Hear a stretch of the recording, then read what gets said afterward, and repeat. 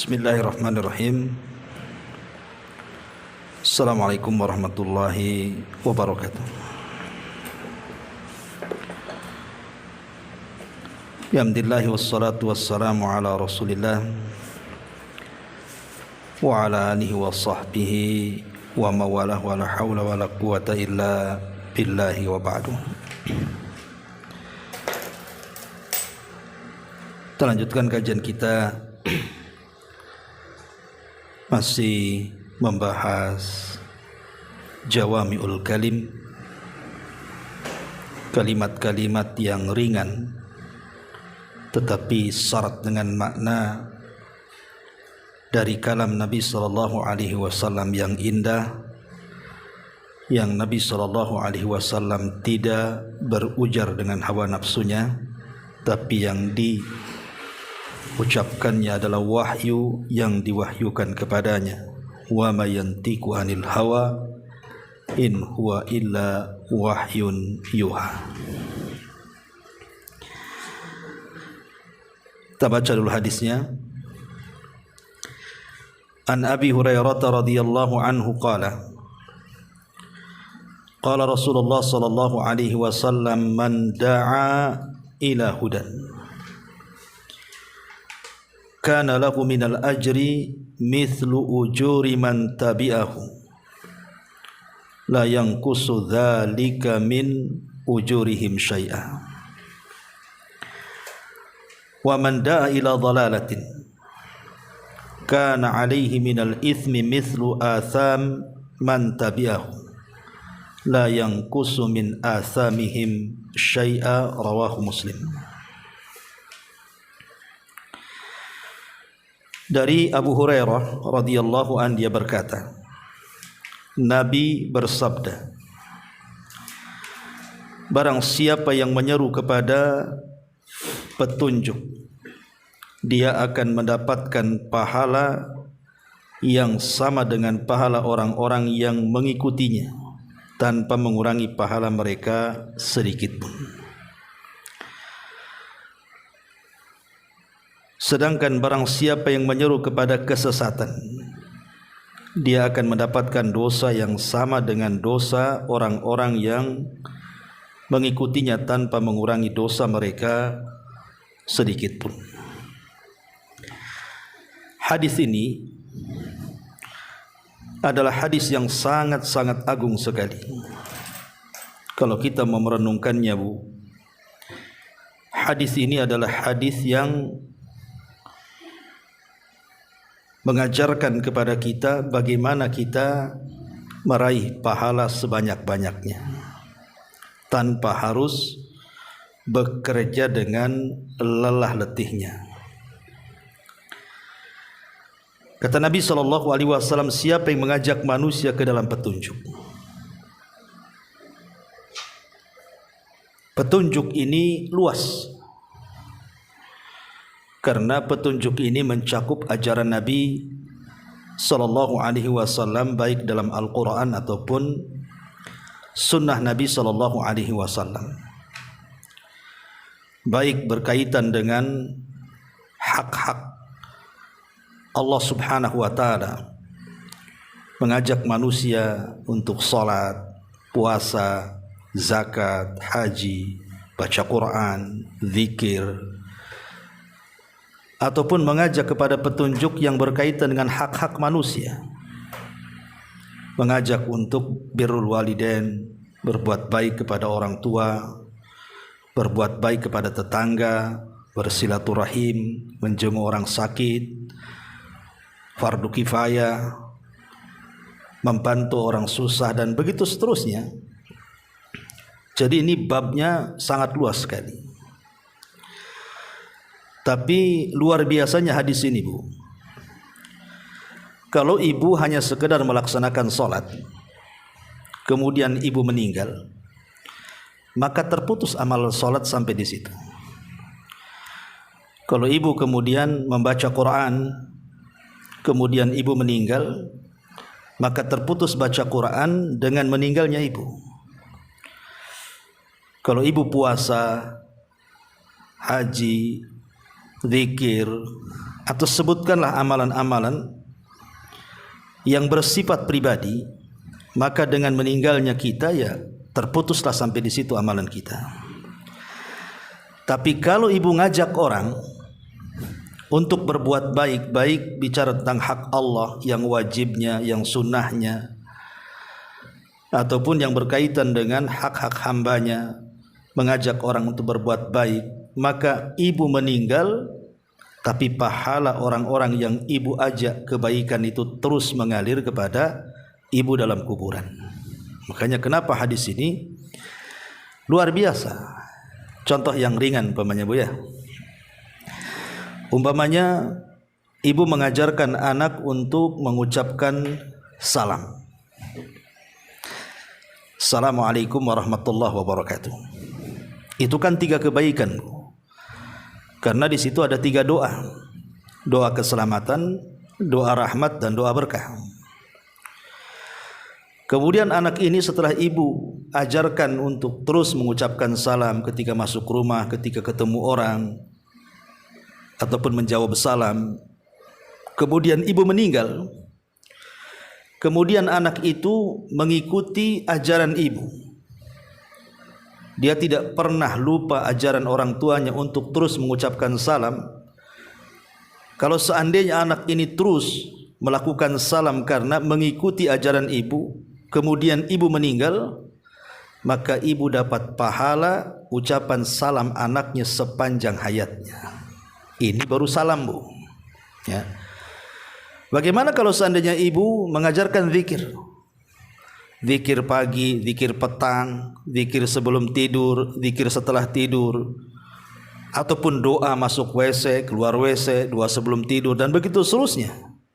Kemudian anak itu mengikuti anjuran kita, kemudian kita meninggal, dan anak itu terus melakukan arahan-arahan ibu, maka sepanjang anak itu berzikir dan berdoa, maka ibu dapat pahalanya. Itu baru ibu ajarkan zikir dan doa. Sekarang kalau ibu ajarkan Quran, anggaplah Fatihah lah, nggak usah yang panjang-panjang. Kemudian anak ini hafal baca Fatihah dari ibu. Kemudian dipakai sholat terus minimalnya 1 hari 17 kali. Berarti setiap anak ini sholat, apalagi sholatnya pula ibu yang ajarkan, kemudian Fatihahnya pula ibu yang mengajarkan, maka setiap 1 huruf 10 kebaikan. Kalikan saja Al-Fatihah itu berapa huruf, maka ibu akan mendapatkan setiap huruf yang dibaca oleh anak ibu karena ibu yang mengajarkannya. Bagaimana kalau seandainya ibu ajari wudu, kemudian ajari sholat, ajari zikir, maka setiap anak itu melakukannya sepeninggal ibu, maka ibu akan dapat, atau lebih daripada ibu. Itu umpamanya anaknya ibu ajarkan untuk sedekah, untuk berbuat baik, untuk mengucapkan kalimat santun, dan amalan-amalan yang lainnya. Kalau ibu meninggal, berapa banyak itu amalan yang ibu akan dapat tanpa ibu melakukan apapun. Hanya ibu mengarahkan saja. Ini kalau ibu punya 1 anak nih. Gimana kalau anak ibu 2, kalau anak ibu 3, kalau anak ibu 10 gitu ya. Kemudian semuanya ajaran yang ringan-ringan tadi ibu yang ajarkan, maka kalau ibu meninggal, anak itu akan mengirim pahala sebanyak-banyaknya. Makanya berlomba-lombalah antara ibu dengan suami.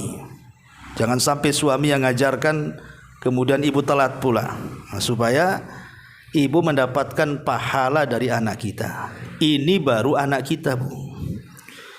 Gimana kalau ibu ajarkan anak orang lain? Seperti ini, buka yayasan, buka pendidikan, kemudian banyak yang sekolah di sini, kemudian yang sekolah di sini anggaplah 50 orang, kemudian ibu yang ajarkan, nah 50 orang ini mengikuti ajaran ibu. Sholatnya ibu yang ajarkan, baca Qurannya ibu yang ajarkan, doa-doa wudunya, doa-doa sholatnya, kemudian belum lagi kebaikan, disuruh berbuat baik, makin banyak lagi tuh pahalanya Bu. Makanya hadis ini hadis yang singkat tapi bisa mengumpulkan pahala sebanyak-banyaknya nih. Jadi jangan pernah remehkan soal kebaikan, mengajak kebaikan orang lain itu. Tapi sebaliknya Bu, kalau ibu ngajari kesesatan, pamannya anak kita diajari bohong, akhirnya bohong terus. Anak ini diajari nyuri, akhirnya nyuri terus. Anak ini kemudian niru ibu karena ibu suka ngomel-ngomel, suka laknat melaknat, suka mengucapkan kalimat binatang, suka mengucapkan kalimat kotor, suka gibah, merendahkan orang, hasad dan begitu seterusnya. Diturunkan pula penyakitnya sama anak. Kemudian anak pula ikut karakter ibu, suka marah, suka mencaci, suka menggibah, suka menghina, suka berbuat jahat, suka berdusta, maka ibu juga akan mendapatkan dosanya. Bayangkan kalau ibu mati, anak itu sampai dia dewasa terus ngikuti karakter buruknya ibu, berapa banyak dosa yang masuk kuburan itu. Maka hati-hati Bu ya, ini kan sederhana sebenarnya. Tapi yang seperti ini tuh kadang-kadang dilalaikan. Ya. Ini baru kita ngajari anak kita tuh. Gimana kalau umpamanya ditiru oleh orang lain? Ngajari orang lain pula seperti itu, maka banyak dosa yang akan masuk ke dalam kuburan kita padahal kita tidak melakukannya itu, hanya ngarahkan orang atau orang nyontoh kita saja. Maka jadilah percontohan yang baik, jangan jadi percontohan yang buruk ya. Begini Bu ya, saya ingin jelaskan lebih luas lagi sedikit.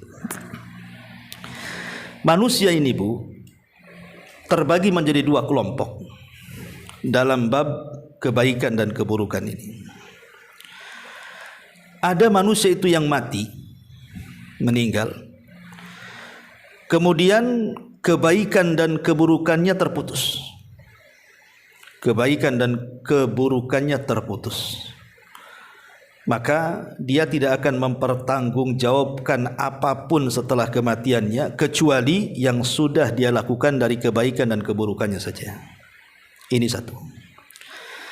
Yang kedua, ada orang mati, kemudian dia meninggalkan bekas-bekas amal baik dan buruknya.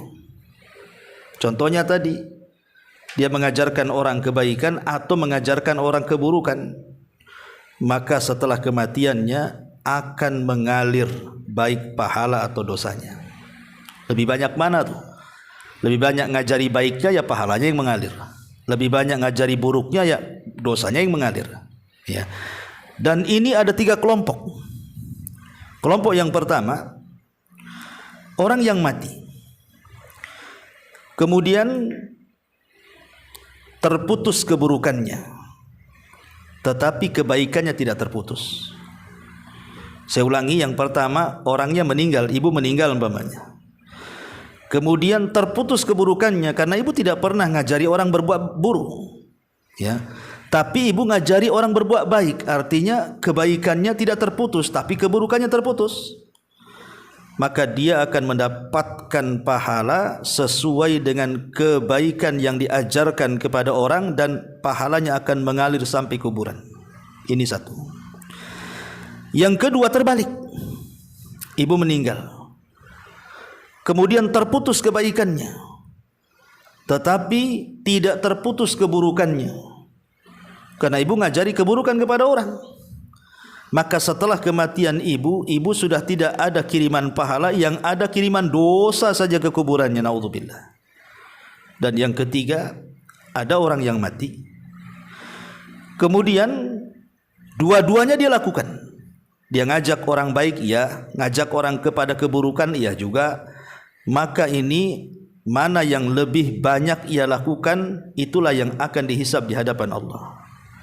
Kalau banyak mengajak kebaikannya dibandingkan keburukannya, maka dia akan beruntung. Tapi kalau lebih banyak keburukan yang diajarkan, sedikit yang diajarkan kebaikan, berarti pahala tidak bisa mengimbangi keburukannya. Bisa saja ibu akan celaka. Dan di sini Allah Subhanahu wa taala mengatakan dalam surah Yasin ayat 12, "Inna nahnu nuhyil mauta wa naktubu ma qaddamu wa atharahum wa kulla syai'in ahsaynahu fi imamin mubin." Sungguh kamilah yang menghidupkan orang-orang yang mati, dan kamilah yang mencatat apa yang telah mereka kerjakan dan bekas-bekas yang mereka tinggalkan. Dan segala sesuatu kami kumpulkan dalam kitab yang telah jelas Lauhil Mahfuz. Dan Allah juga mengatakan dalam surah Al-Anbiya 47, wa nadha'ul mawazinal qista liyaumil qiyamah fala tudlamu nafsun syai'a wa in kana mithqala habbatin min khardalin ataina biha wa kafa bina hasibin. Dan kami akan memasang timbangan-timbangan yang tepat pada hari kiamat, maka tidak seorang pun dirugikan walaupun sedikit, sekalipun hanya seberat biji sawi, pasti kami akan membalas pahalanya, dan cukuplah kami yang akan membuat perhitungannya. Ma'asyiral muslimat yang dimuliakan Allah Azza wa Jalla, dari sini maka kita diberikan pilihan oleh Allah Azza wa Jalla. Ini ada dua jalan, Bu, wa hadainahu najdain. Kami berikan dua jalan. Ibu diberi dua jalan oleh Allah. Ini jalan kebaikan, ini jalan keburukan. Kalau ibu mengajarkan kebaikan, maka kalau ibu meninggal, kebaikan tidak akan terputus kalau kemudian diikuti orang lain. Yang satunya, ibu mengajari keburukan, berarti kalau ibu meninggal tidak akan terputus pula dosanya ke kuburan ibu. Sekarang tinggal pilih, Bu. Ibu mau milih yang mana tuh? Mau mengajarkan manusia kepada petunjuk atau mau mengajarkan manusia kepada kesesatan? Ini kan pilihan kita tuh. Maka orang yang cerdas, orang yang berakal, orang yang tahu akan kehidupan setelah kematian, tentu dia akan memilih untuk mengajarkan yang baik dan meninggalkan yang sesat. Dari sini Al-Imam Al-Ghazali, Bu, dan juga yang senada dikatakan Imam Asy-Syatibi rahimahullahu ta'ala. Apa kata beliau? Tuba liman idza mata matat mahu dzunubuhu.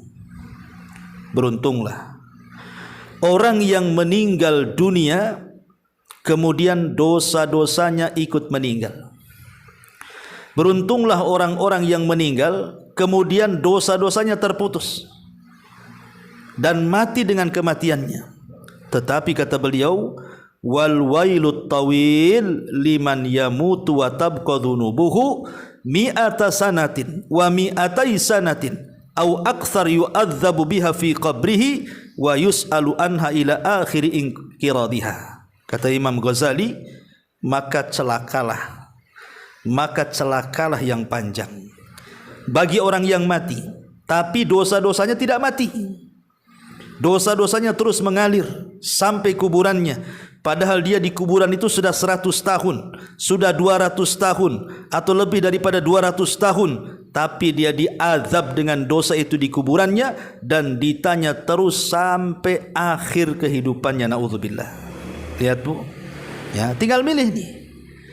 Kata Imam Ghazali, beruntung orang-orang yang mati pula keburukannya, tapi celaka bagi orang yang mati hidup pula keburukannya, mengalir pula keburukannya.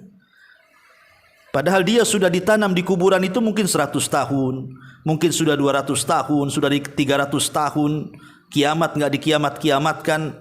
Sementara ketika dia hidup, dia mengajarkan keburukan, diikuti orang, kemudian orang yang mengikutinya ngajak orang lain, orang lain ngajak orang lain, orang lain ngajak orang lain. Namanya dosa jariah, Bu. Dalam ilmu ekonomi itu disebut multi level dosa namanya itu. Kan ada multi level pahala, ada multi level dosa, Bu. Semakin banyak yang mengajak keburukan, semakin banyak dosanya. Semakin banyak yang mengajak kebaikan, semakin banyak pula pahalanya. Maka beruntunglah, kata Imam Ghazali, kalau seandainya kita mati pula dosa kita, tidak ikut ke kuburannya. Tapi celaka yang panjang bagi orang yang mati, dosanya pula tidak mati. Dosanya terus mengalir ke kuburannya 100, 200, 300 tahun. Dia pun diadab dengan dosa kiriman orang, dan dia pun ditanya terus dan diadab terus. Na'udzubillah. Ma'asyiral muslimat yang dimuliakan Allah Subhanahu wa taala, dari sini contohlah, berikan contoh dengan contoh kebaikan. Satu hadis dari Jarir radhiyallahu an, dia berkata, kami sedang di sisi Nabi SAW di siang hari. Lalu datanglah satu kaum yang telanjang dengan mengenakan kain dari bulu yang mereka robek dan mereka lobangi, dan lainnya menggunakan jubah luar. Mereka menenteng pedang. Kebanyakan mereka dari Mudhar, bahkan seluruhnya dari Mudhar. Maka wajah Nabi SAW berubah begitu melihat kondisi mereka yang sangat miskin, ingin perang tapi tak punya dana. Lalu beliau masuk kemudian keluar. Kemudian beliau memerintahkan Bilal agar mengumandangkan azan. Maka Bilal pun mengumandangkan azan. Kemudian dia beriqamah, lalu beliau solat. Kemudian beliau berkhutbah. Apa kata Nabi SAW? Hei sekalian manusia, bertakwalah kepada Rabb kalian yang telah menciptakan kalian dari diri yang satu. Sampai akhir ayat. Sesungguhnya Allah selalu menjaga dan mengawasi kalian. Dan beliau membaca ayat yang terdapat dalamnya surah Al-Hasyr. Bertakwalah kepada Allah dan hendaklah setiap jiwa memperhatikan apa yang telah diperbuatnya untuk esok hari.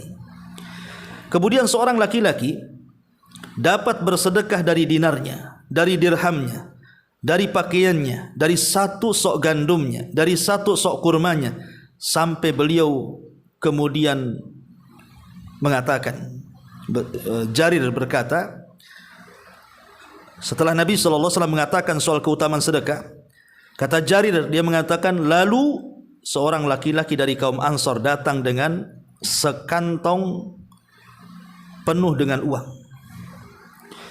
Kemudian orang ini memberikan contoh kepada manusia soal infak.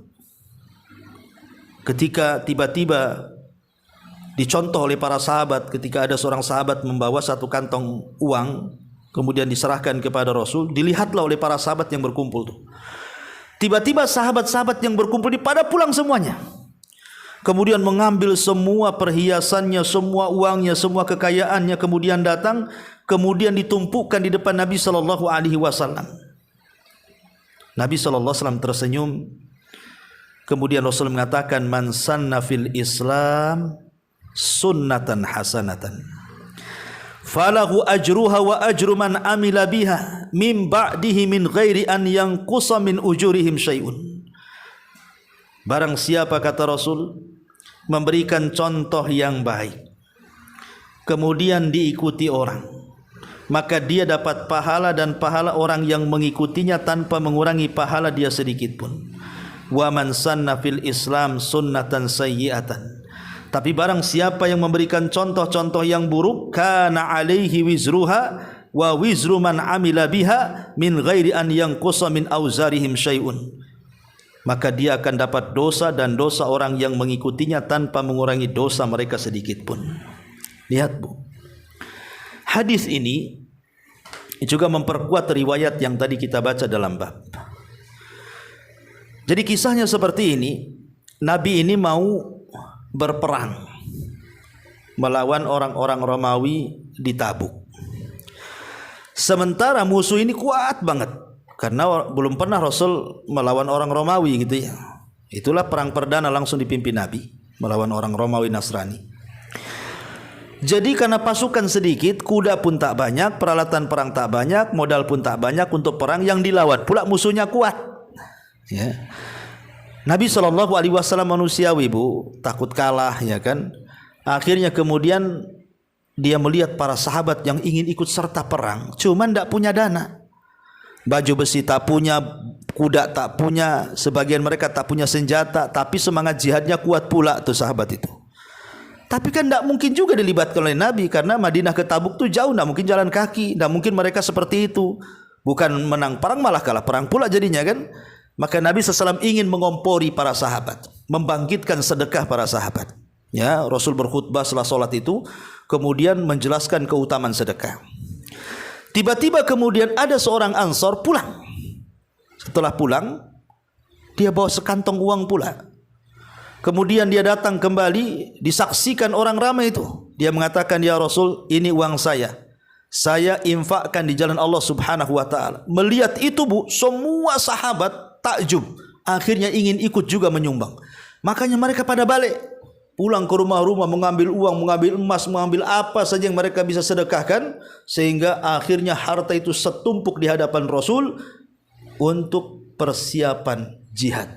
Bahkan bukan hanya itu, Abu Bakar datang membawa seluruh hartanya, Umar datang membawa separuh hartanya, Abdurrahman datang dengan bawa harta yang banyak, bahkan Utsman yang paling banyak, Sampai Rasul mengatakan kepada Utsman, ma dharraka ma ba'da ma amila ba'da hadzal yaum. Tidak akan ada yang mencelakakan engkau wahai Utsman setelah hari ini. Kemudian Rasul SAW takjub dengan orang yang pertama yang ngasih contoh tuh, akhirnya diikuti orang. Dari sini Rasul bersabda, barang siapa yang berikan contoh yang baik, maka dia akan mendapatkan pahala dengan contohnya itu.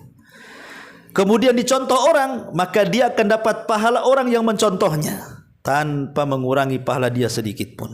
Tapi kata Rasul, ingat, siapa yang mencontohkan keburukan kemudian diikuti orang, maka dia mendapatkan dosa dan dosa orang yang mengikutinya tanpa mengurangi dosa mereka sedikit pun.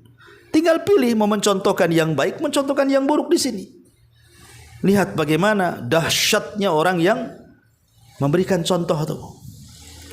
Jadi nanti pada hari kiamat, Bu, kalau seandainya ibu dihadapkan kepada Allah Subhanahu wa taala, kemudian Allah Subhanahu wa taala meminta kita untuk membentangkan catatan amal kita. Ibu jangan kaget. Tiba-tiba kemudian pahala ibu segunung di situ. Tiba-tiba pahala ibu banyak sekali dalam catatan ibu itu. Padahal ibu tidak pernah melakukannya. Rupanya pahala itu kiriman dari orang-orang yang meniru kebaikan ibu. Tiba-tiba ibu segudang pahalanya, miliaran pahalanya itu dalam catatan itu. Rupanya pahala itu dikirim dari siapa, Bu? Orang yang mencontoh ibu. Kemudian orang yang mencontoh ini ngasih contoh yang lainnya ngasih contoh lagi yang lainnya, ngasih contoh lagi, terus sampai kemudian kiamat dibangkitkan. Berapa banyak ibu akan dapat pahala tanpa beramal di situ. Tapi sebaliknya, Bu, kalau ibu ngasih contoh yang buruk, diikuti orang, ibu diberi tanggung jawab oleh Allah untuk mengeluarkan catatannya. Tiba-tiba kemudian isinya dosa semuanya. Padahal ibu tidak melakukannya. Ia melakukan, tetapi ibu tidak melakukan dosa banyak. Tapi kenapa isi catatannya semua dosa? Rupanya dosa orang yang dikirim ke ibu. Kan akhirnya rugi sendiri. Kita tidak melakukan dosa banyak, rupanya isi dalam catatannya dosa semua. Rupanya dosa orang yang dikirim-kirim ke kita tuh. Maka orang yang berakal adalah orang yang bisa menimbang. Jangan memberi contoh yang buruk, tapi berikanlah contoh yang baik. Kata Nabi, inna hadal khaira khazainu wa tilkal khazaini mafati fatuba li abdin ja'alahu Allahu miftahan lil khairi mighlaqan lisyarri wa wailun lil abdi ja'alahu Allahu miftahan lisyarri mighlaqan lil khairi. Kata Rasul, sesungguhnya kebaikan ini, kata Nabi, sesungguhnya kebaikan ini adalah gudang-gudang kekayaan. Jadi kebaikan itu gudang kekayaan, kata Rasul. Dan gudang-gudang kekayaan itu mempunyai kunci-kunci. Maka beruntunglah bagi seorang hamba yang dijadikan oleh Allah sebagai kunci bagi kebaikan dan gembok bagi keburukan, dan celakalah bagi seorang hamba yang dijadikan Allah sebagai kunci keburukan dan gembok kebaikan. Lihat, Bu, jangan sampai menjadi kunci keburukan, gembok kebaikan, tapi jadikanlah kunci kebaikan dan gembok keburukan. Karena ada manusia itu yang menjadi kunci-kunci pembuka keburukan, tapi ada juga manusia itu yang menjadi kunci-kunci pembuka kebaikan. Maka kalau seandainya dia memiliki kunci kebaikan, maka dia akan mendapatkan pahala besar. Tapi kalau sebaliknya, dia akan membawa dosa besar. Ma'asyiral muslimat yang dimuliakan Allah Subhanahu wa taala. Oleh karena itulah maka ada amalan-amalan, Bu, yang amalan-amalan ini bisa membawa ibu kepada kebaikan di akhirat. Jadi walaupun ibu sudah mati, sudah tidak beramal lagi, di akhirat kan tidak mungkin beramal, Bu, ya. Amalan itu hanya di dunia saja. Salat, puasa, zakat, haji, zikir, baca Quran, salatul, kan ada di dunia saja, Bu. Di akhirat itu tidak mungkin beramal. Karena Ali radhiyallahu anhu mengatakan bahwa al-an yaumul amal wa ghadan yaumul hisab. Sekarang di dunia inilah tempat kita beramal, karena besok di akhirat itu tempat kita dihisab. Ya. Maka cerdas-cerdaslah. Mumpung kita masih ada waktu, carilah amalan-amalan yang bermanfaat setelah kematian. Setelah kita mati tidak mungkin beramal, tapi pahalanya ngalir terus tubuh. Seperti apa contohnya? Kata Nabi SAW, inna mimma yalhaqul mu'min min amalihi wa hasanatihi ba'da mautihi. Sesungguhnya yang akan menyertai seorang mukmin dari amal dan kebaikannya setelah kematiannya adalah ilman allamahu wa nasyarahu. Pertama, ilmu yang ibu ajarkan dan ibu sebarkan. Ilmu. Jadi ilmu ajarkan. Ilmu kan tidak harus seperti ustadz banyak hafal dalil Quran, sunnah, fikih, akidah, usul, enggak. Ya sesuai dengan pengetahuan ibu lah. Seperti tadi saya contohnya mengajarkan anak salam, mengajarkan anak makan dengan tangan kanan, baca basmalah, duduk, ngajari anak adab-adab, ya kan? Yang ringan-ringan aja, Bu. Ngajari anak sholat, ngajari anak wudu, ngajari anak puasa. Itu kan sudah luar biasa. Atau sekarang ini ibu pegang handphone kan itu ya. Nah, sebar-sebarlah dalil-dalil Quran, dalil-dalil sunnah, fatwa-fatwa para ulama yang mengajak kepada kebaikan, yang jelas-jelas dalilnya.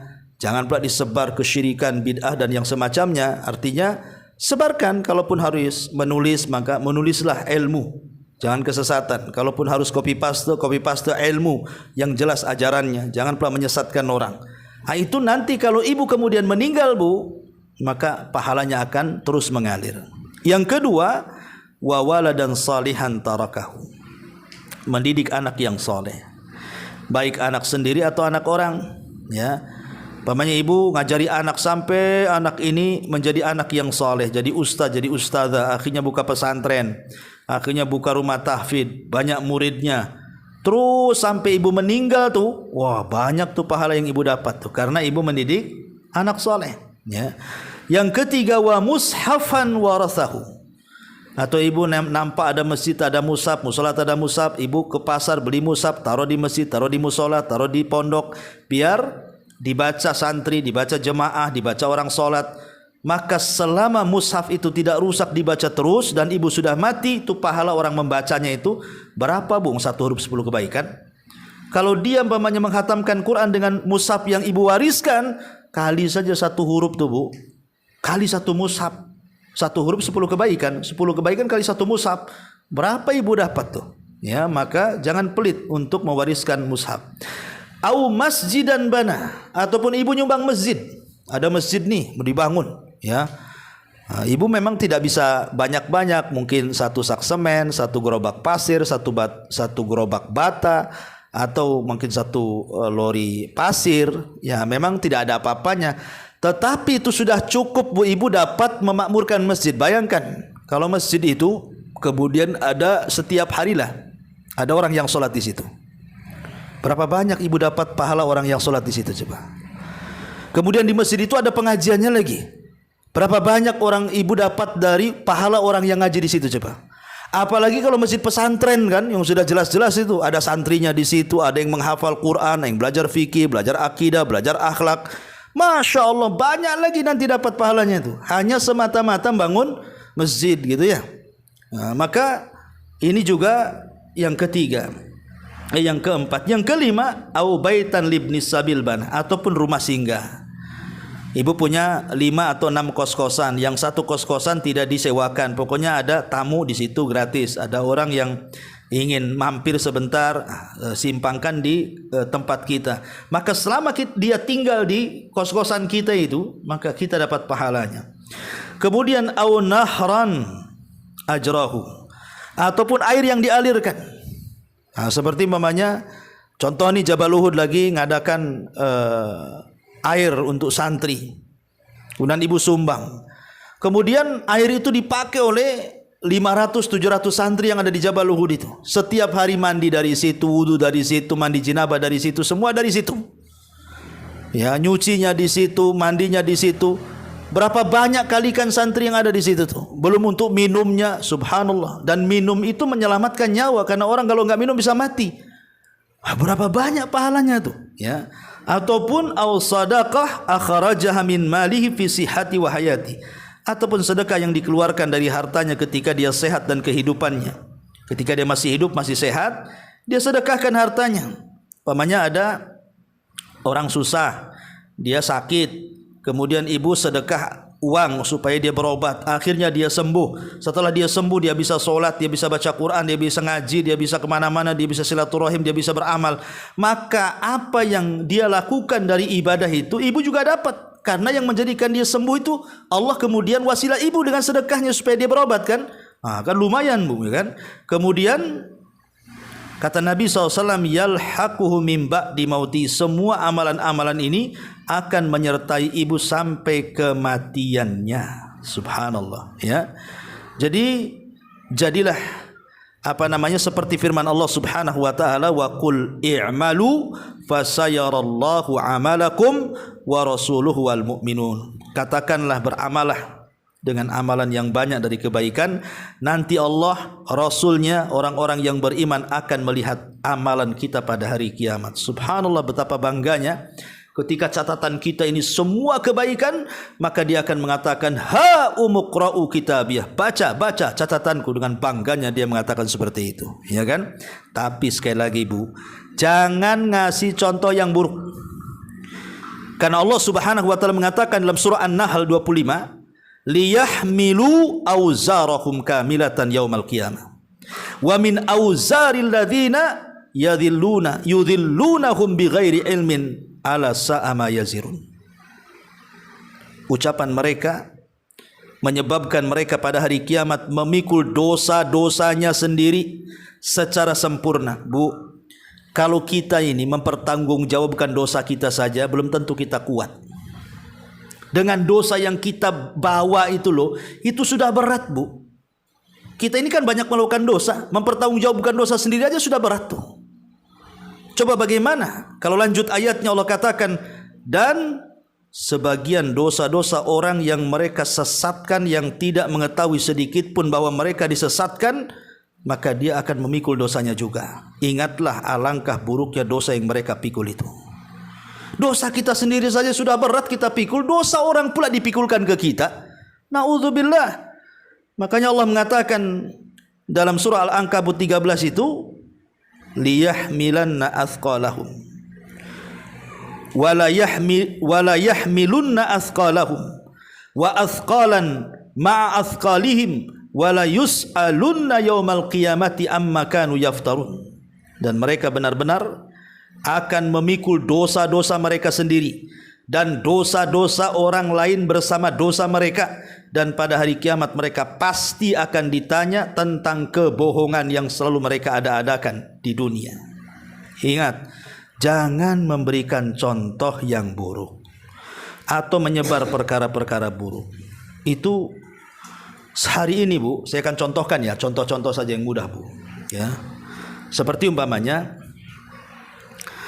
orang-orang yang mendakwahkan dakwah sesat, kemudian divideokan, kemudian viral ditonton orang, kemudian orang terpengaruh akhirnya ikut ajaran dia. Ini kan bahaya bu, karena yang namanya jejak digital itu kalau hari ini kan susah dihapus tuh. Maka hati-hati bu, jangan suka nyebar-nyebarkan hadis maudhu, ya, hadis palsu disebar-sebarkan. Kan ada tuh kalau sudah bulan tertentu dalam setahun itu kan ada yang mengeser, barang siapa yang mengamalkan ini pahalanya itu, barang siapa yang mengamalkan ini pahalanya itu. Jangan main share-share dulu, tanya dulu kepada orang alim, betul nggak nih, betul tak hadisnya sahih, jangan-jangan hadisnya maudhu palsu pula disebar-sebar bu. Itu sama dengan menyesatkan orang nantinya. Nanti terancam pula dengan hadis Nabi SAW, man kadzaba alayya muta'ammidan falyatabawa maq'adahu minan nar. Barang siapa yang menyebarkan hadis-hadis palsu yang bukan datang dari Nabi, silakan tempat duduknya neraka, kata Nabi. Maka jangan sampai, hati-hati kalau menyebar-nyebar yang seperti ini, ya. Ataupun contoh umpamanya ibu selfie. Kan sekarang kan dunia TikTok nih. Ibu suka TikTok ya. Dunia TikTok, dunia Instagram, Facebook, YouTube, ya, short video atau apa gitu kan. kemudian ibu ngeser-ngeser dangdut umpamanya kan. Ini mantap di lagunya nih. Kemudian ibu buat channel isinya dangdut semua. Coba. Isinya orang yang menampakkan aurat, berjoget di situ di sini. Akhirnya ibu meninggal, Bu. Channelnya belum dihapus. Kemudian channel ibu pula di-share sana sini sama orang, coba bayangkan. Kira-kira ini channel ibu kalau ibu mati itu manfaat atau tidak? Yang ada ibu buat dosa tuh. Tapi kalau ibu buat channel Al-Quran gitu ya, isinya baca Quran semua, atau isinya dakwah semua, isinya ustadz-ustadz yang menyuruhkan kepada sunnah semua, maka kalau ibu mati kan masih mendingan tuh. Kalau ada orang yang nonton masihlah kita dapat pahala. Lah ini buat channel isinya dangdut, isinya musik, isinya orang yang naudzubillah, ataupun mungkin gambar-gambar yang tidak senonoh, atau ibu sendiri gitu ya, selfie nggak nutup aurat. Kemudian disebar di Facebook, di Instagram, di TikTok, di ini. Kemudian ibu meninggal, itu nggak sempat dihapus tuh. Cemana pula lah itu, Bu. Ya, maka jangan sampai internet yang harusnya membawa pahala itu justru membawa segudang dosa setelah kematian kita. Ibu sih moto sekali aja, tapi kemudian di-share orang-orang, kemudian juga jadi fitnah orang satu dunia, Bu. Ibu bawa dosa orang satu dunia itu namanya. Maka hati-hati kalau nyebar-nyebar itu. Jangan nyebar-nyebar yang tidak benar, ngeser-ngeser yang tidak benar, nulis-nulis berita-berita hoax, ya. Itu semua akan jadi dosa jariah. Ataupun mamanya majalah-majalah, nulis-nulis di koran-koran, majalah-majalah, buku-buku, ajaran-ajaran yang tidak benar, kemudian setelah mati sudah tersebar pula tuh kemana-mana. Itu semuanya adalah dosa-dosa jariah. Ya, maka hati-hati. Kenapa? Satu, Bu, karena menyebarkan berita-berita, gambar-gambar, video-video yang diharamkan Allah Azza wa Jalla, itu sebab kehancuran umat. Disebutkan dalam hadis Zainab bintu Jahsin radhiyallahu an, Nabi satu kali mengatakan, la ilaha illallah wailul lil arabi min syarri qad iqtarab, kata Rasul. La ilaha illallah, celakalah bagi orang Arab, keburukan sebentar lagi sudah menyebar. Fatahal yauma min radmi Ya'juj wa Ma'juj, telah terbuka sedikit dari lubang Ya'juj wa Ma'juj. Kemudian beliau melingkarkan jari dan jempolnya. Kemudian Zainab mengatakan, ya Rasulullah, anahlak wa fina salihun. Rasul, apakah kami akan hancur sementara di tengah-tengah ada orang soleh? Maka Rasul mengatakan, naam idza katsurul khabas. Ya, kalau keburukannya lebih banyak. Ya.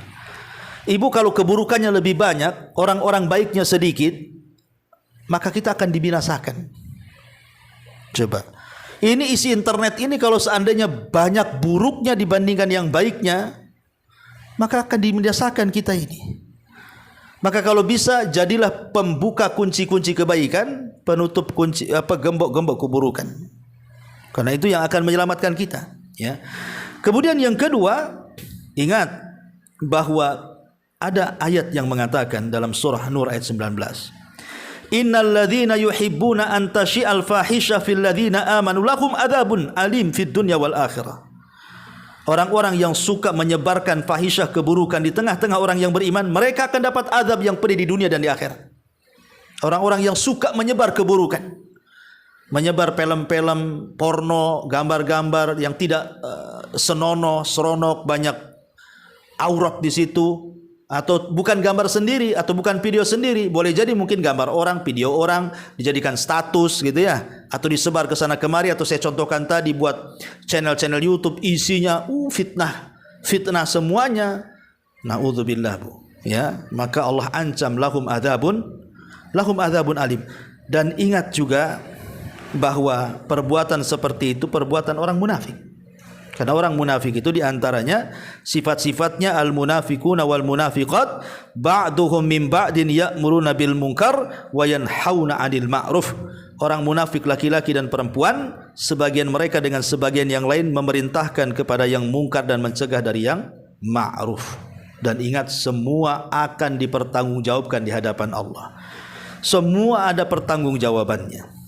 Lah di sini dalam kitab ini dijelaskan ada 4 poin, ya. dari hadis ini? Yang pertama, anjuran untuk berdakwah kepada petunjuk dan kebaikan. Yang kedua, keutamaan seseorang yang menyeru kepada petunjuk. Yang ketiga, peringatan bagi orang-orang yang menyeru kepada kesesatan. Dan yang keempat, besarnya dosa dan balasan bagi penyeru kesesatan. Inilah diantara ringkasan dari hadis ini. Wallahu a'lam bishawab. Taib, sampai di sini. Kalau ada yang mau bertanya silakan.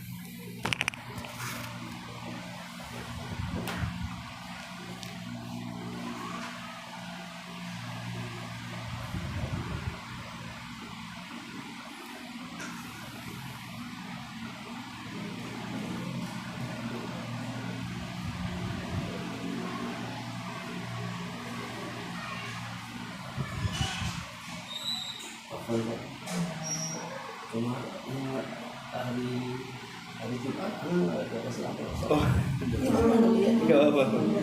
Apa nama nanti? Ada orang tanya.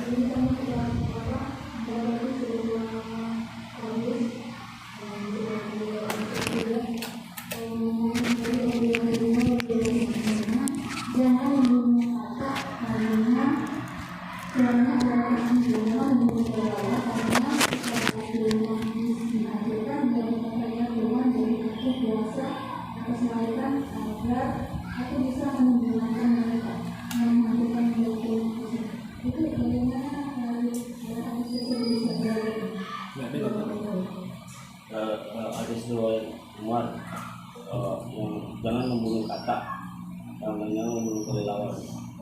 Jangan membunuh kata Dan jangan membunuh kelelawar, karena kelelawar itu menjaga otomatis. Oh, tentang apakah di larangan membunuh kelelawar? Nah, Oke. Ada lagi? Sekalian aja. ada lagi.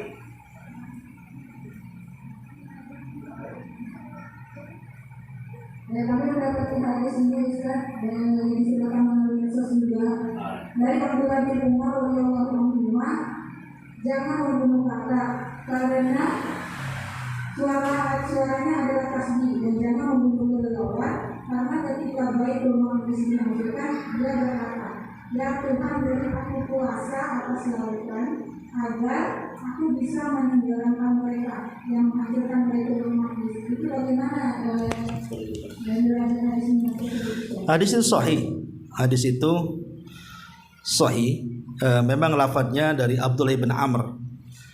La taqtulu dhafadi'a fa inna naqiqaha tasbihun wa la taqtulul khufash fa innahu lamma kharaba baital maqdis qala ya rabbi sallitni 'alal bahri hatta aghraqahu.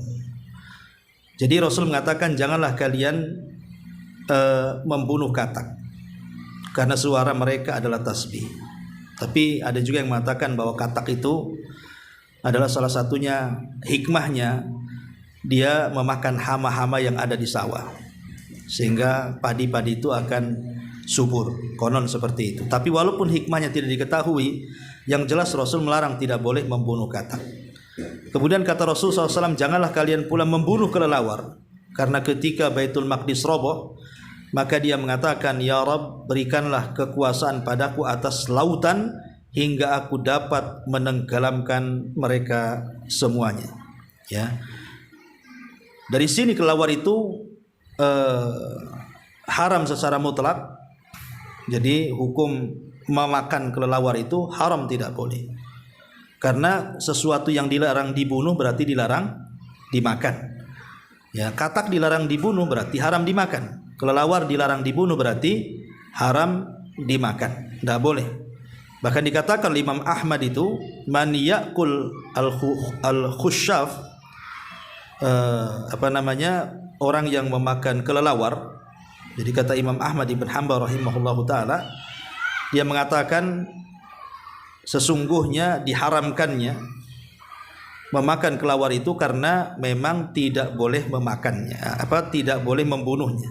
Jadi ilat kenapa tidak boleh memakan kelelawar itu karena Rasul melarang membunuhnya. Yang kedua karena dianggap khabis. Khabis itu dianggap menjijikan. Ya, tetapi banyak orang-orang yang kemudian memakan kelelawar dengan alasan untuk penyakit mengi atau mengi ya biasanya ya. bengek atau apalah istilahnya kan, orang yang nafas-napasnya agak terengah-engah itu katanya orang dulu setahu saya itu ada orang yang bukan kelawar, yang gede itu apa, kalong ya, kalong tuh biasanya ditembak, dimakan hatinya. Nggak boleh, ya nggak boleh berobat dengan yang diharamkan itu, berobat ke dokter lah, ngapain pula makan kelelawar pula. Ya, makan yang diharamkan itu boleh kalau darurat. Ya, wallahu a'lam.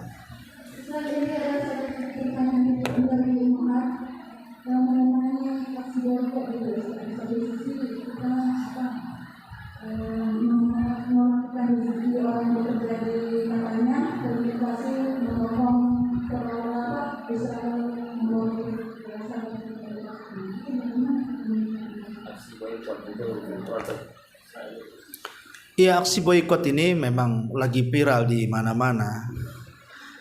Tapi saya baca fatwa para ulama sekali lagi bahwa memboikot produk orang kafir itu memang sangat dianjurkan. Apalagi kalau seandainya boikot ini jelas-jelas ada maslahatnya. Jadi produk-produk itu dikirim untuk menghantam dan membunuh kaum muslimin. Tetapi bagaimanapun kita harus melihat maslahat dan mafsadah dari pemboikotan itu. Maka para ulama menjelaskan kalau memang anjuran itu datang dari pemerintah kita, jadi pemerintah yang memang menganjurkan untuk memboikot, maka kita serukan untuk memboikot karena pemerintah tahu yang maslahat dan yang mafsadah. Pamannya kalau seandainya produk tertentu perusahaannya itu mungkin ada sekitar 1.000 yang kerja di situ, kemudian tiba-tiba diboikot, kemudian mereka di PHK, lah siapa yang kemudian ngasih makan mereka, ngasih pekerjaan mereka? Tapi kalau pemerintah kan otomatis mereka sudah ada antisipasi. Oh, ini kalau diboikot nih perusahaan ini, maka pemerintah minimalnya kan akan memberikan uang gitu ya, jaminan atau apa gitu kan ya. Tapi kalau pemerintah tidak ikut memboikot, tapi kita secara pribadi ingin memboikot, ya tidak ada masalah. Ya, tapi masalahnya nih, pamannya suami ibu bekerja di perusahaan tertentu, rupanya perusahaan ini terafiliasi pula kemudian dengan orang-orang kafir gitu kan. Dan bukan hanya suami ibu saja, pamannya ribuan yang pamannya yang bekerja di situ. Ya kalau memang tawakal ala Allah, ya insyaallah lah saya keluar. Insyaallah ada rezeki lain, alhamdulillah kan itu. Tapi kan ada orang-orang yang berfikirnya tidak sampai ke situ. Ya mungkin tawakalnya masih kurang kuat, masih keluarganya banyak, anaknya banyak dan begitu seterusnya. Nah, makanya ini pun melihat masalah dan mafsadahnya. Tapi kalau memang pemerintah kita keras memboikot, ya seperti umpamanya kayak di Turki itu kan pemerintahnya memang menyerukan, ya kita serukan. Ya, kita serukan kalau pemerintah kita menyerukan boikot, kita serukan. Kita jadi lidahnya pemerintah supaya betul-betul menjadikan power gitu ya, kekuatan supaya produk-produk luar itu, ya produk-produk Zionis Yahudi itu memang bangkrut gitu supaya uangnya tidak sampai ke mereka. Nah, cuman masalahnya ini dilematis juga. Kadang ada satu produk itu banyak pula tuh turunannya itu. Lari ke kecap, lari ke susu, lari ke bumbu-bumbu dapur, micin, gula apa semua kan. Apa ibu siap mamanya dari susu tertentu jadi susu kedelai mamanya kan. Siap bu kayak gitu. Enggak pakai kecap lagi yang merek itu, ganti kecap lain, enggak saus merek itu, enggak garam merek itu. Ya kalau siap alhamdulillah bu. Kadang-kadang kita ini teriak-teriak boikot, tak tahu pula mana satu benda yang diboikotnya.